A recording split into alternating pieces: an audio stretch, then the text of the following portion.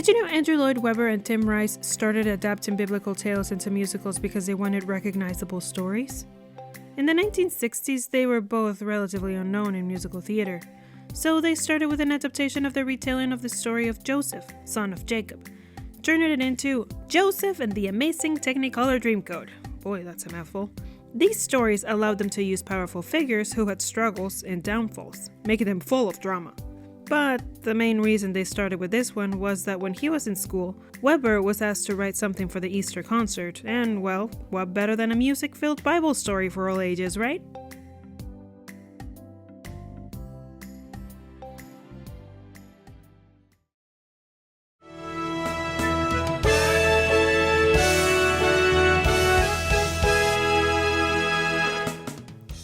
You wouldn't believe Joseph's Dreamcoat in Joseph and the Amazing Technicolor Dreamcoat has 29 colors, although in some productions it has less and in others it has more. For flair and fun, Tim Rice added less common colored names to make them sound more interesting and amazing, as the title indicates. It includes colors like ochre, fawn, mauve, cream, chartreuse, azure, and russet. And of course, the more well-known and used like red, green, yellow, and black. Although some variations did add or swap colors for more poetic flow.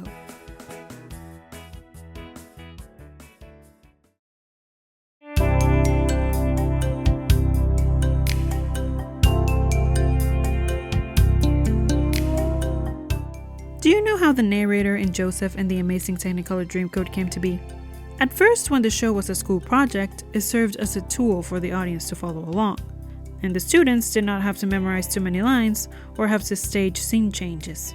It was a way to move people between scenes and keep the audience engaged. Once it became a professional musical, the narrator had already become the show's signature, giving it a storybook feel, connecting with and guiding people through the adventure.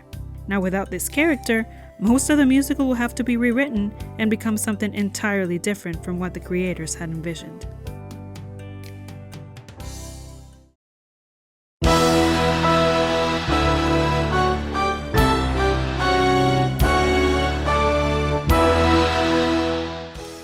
So, if it started as a school project, how in the world did Joseph and the Amazing Technicolor Dreamcoat end up on Broadway?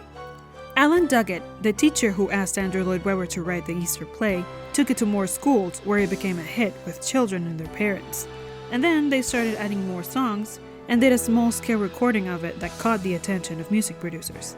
Now by this time, the concept album for their other biblical story-based musical, Jesus Christ Superstar, had already been released.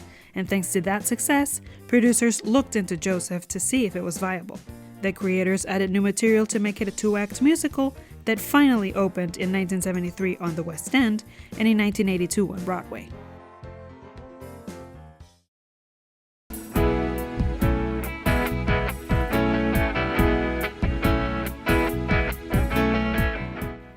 Did you know that Donny Osmond, though wildly recognized for the title role in Joseph and the Amazing Technicolor Dreamcoat, was not a part of either of the show's original runs?